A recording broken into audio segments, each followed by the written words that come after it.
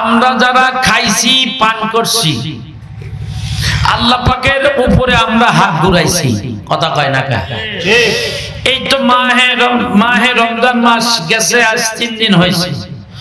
আমাদের আজকে ঈদুল ফিতরের পরের দুই দিন, কিন্তু ভাইরা আমার আল্লাহ পাক বছরের মানুষদেরকে, বান্দা বান্দীদেরকে, মুসলমানদেরকে 5 দিন জিয়াফত দান করেন। কয় দিন?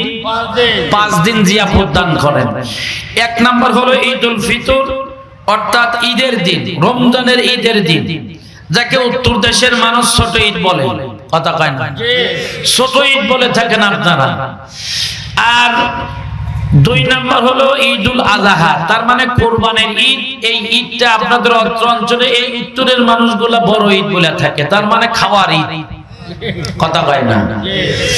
এই খাওয়ার ঈদ বটে ওই দুই বছরে 2 ঈদের দিন, আর ওই কুরবানির পরের 3 দিন, ওই যে 3 দিন পর্যন্ত আপনারা তালবিয়া পড়েন, কথা কর না গা?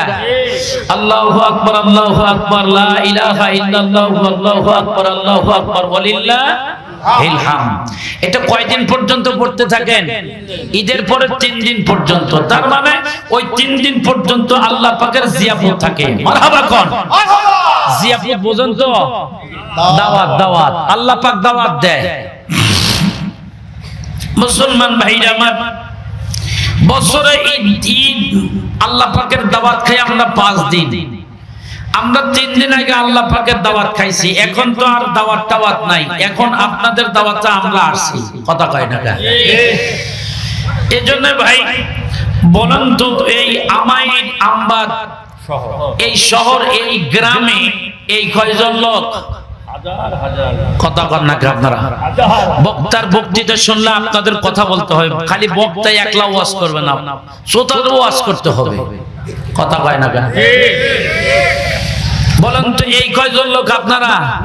কোথায় গেছে? বাড়িতে। তার মানে ঘুমাইছে।